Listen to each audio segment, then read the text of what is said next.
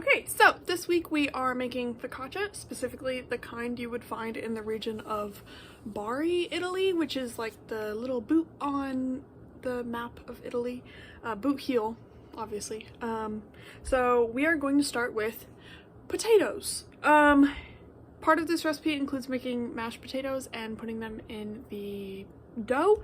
So you're going to take your potatoes. Usually I would do this with yellows or reds, but Walmart wasn't selling those in a small enough bag for me to want to buy. So we got russets, and I'm going to peel them and dice them and then put them in a cold pot of water. So I'll be back. Okay, so now that we have our cubed and skinned potatoes, I cubed them pretty small because I don't want to wait forever for them to cook. We're gonna add them to the cold water. Why cold water? I don't know. It's something my dad has always said, and so I just do it. I should probably figure that out. And then we're going to want to bring it up to a rolling boil, and then you're going to let it boil basically until a fork can easily go in and then easily come out of the potato. So I will be back when the potatoes are ready. Okay, so our potatoes are done. I took them off and grabbed a pot lid. Usually I would pour them into a strainer, however my strainer is dirty right now and I didn't realize that. So we're going to drain off the water like so, trying very hard not to burn ourselves. And now you have just potatoes. I'm gonna mash these up, which I will do back over on the stove. So yeah. Okay, so the burner is still hot, so you don't want to put it back on there because then you will sort of like overcook your potatoes into the thing. Also, sorry it's kind of dark right now. I'm filming this at night and I don't like the fluorescent overheads a whole lot, so usually most of my brighter light is from lamps and the sun. So you're going to take your potato masher if you have one. If you don't, I suppose use a fork, or maybe like a big spoon. I don't know, really whatever you want. As you're doing this, you're gonna push down and twist, and that kind of helps break up the potatoes. Yeah,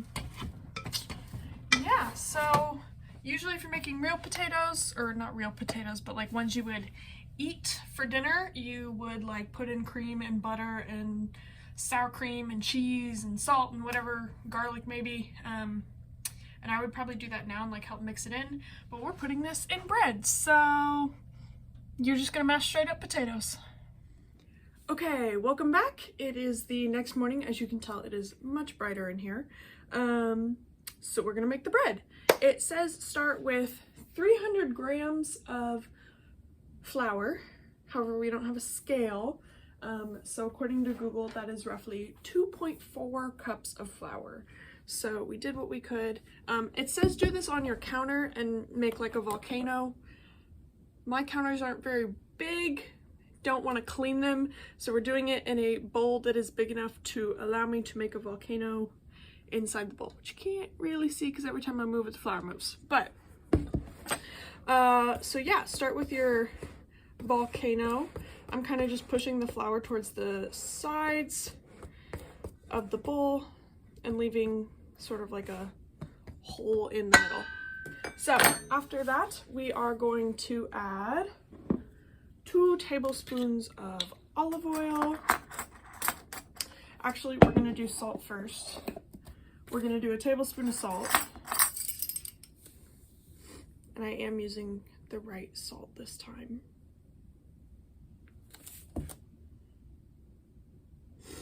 And you're gonna pour that into the hole that you made in the middle. Now we're gonna do 2 tablespoons of olive oil.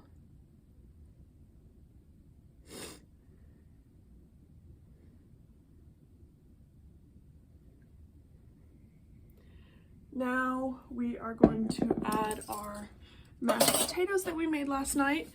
This is also measured in grams. I don't actually remember what it was in grams because I closed out of the recipe on my phone and just wrote everything down on paper. but it's roughly 1.5 cups of your mashed potatoes.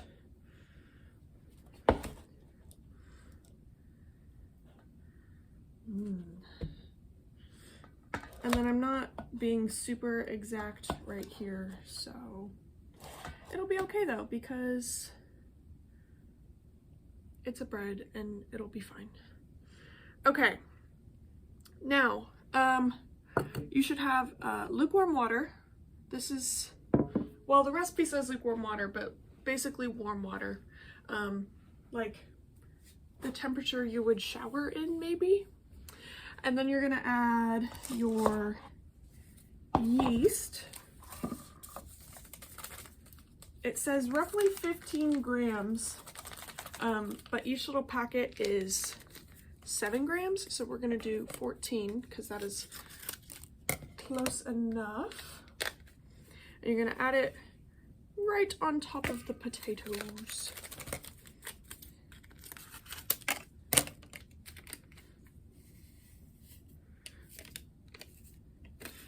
And then you're gonna pour your 150 milliliters of water, which if you're lucky, you actually have milliliter measurements on your water measuring cup, and you're gonna pour it onto the yeast.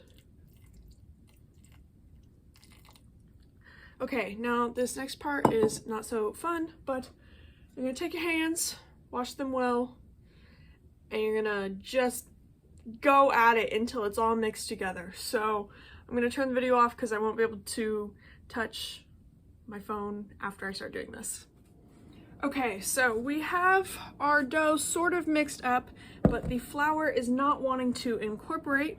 So we have a little bit more warm water, and we're just gonna add it little by little until we can get all of the flour to work into the dough. Sometimes using your knuckles and like punching the dough and like pushing it down and twisting will help force the flour to do what you want it to do. And then you're gonna like pick it up and flip it over and then do the same thing. Okay, so that actually seems to be all of the water that we needed. So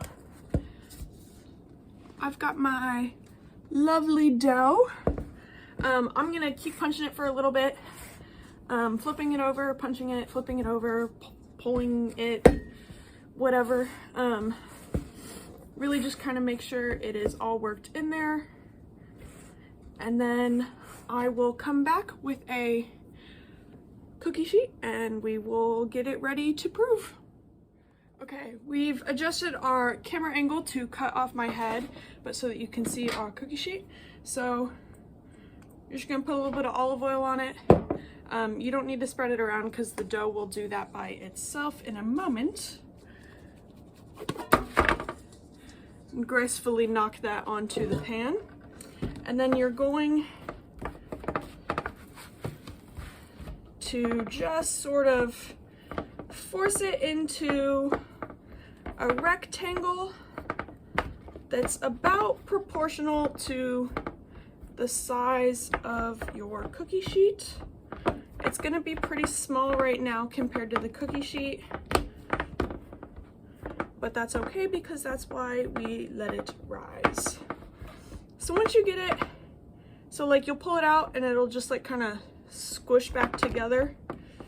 Once you get it to about as far out as you can, you're just gonna have like sort of a rectangular shape. It's kind of curved over here. That's really not the end of the world. You're just gonna kind of take your fingers and poke some holes into it. Not all the way through the dough, but enough so that when you add more olive oil, it'll just sit in those holes. And then it says put a damp cloth over the top while you let it prove for approximately 2 hours. We don't have any like cheesecloth or anything, and I don't want to use a kitchen towel because it'll get like fabric pieces in it. So I'm gonna use a wet paper towel. Okay, here is my wet paper towel. Just kind of put it under some warm water, kind of squish it all together, and there we go. And then I have a bit of a draft in my apartment kind of coming this direction, so I'm going to slide it over here behind the wall where the air won't like be directly on it. And we're gonna come back in 2 hours and pop it in the oven. Okay, so our bread has proved for 2 hours. It mostly grew in the upwards direction. And now I'm gonna put it in an oven preheated to 430 degrees Fahrenheit for 30 minutes.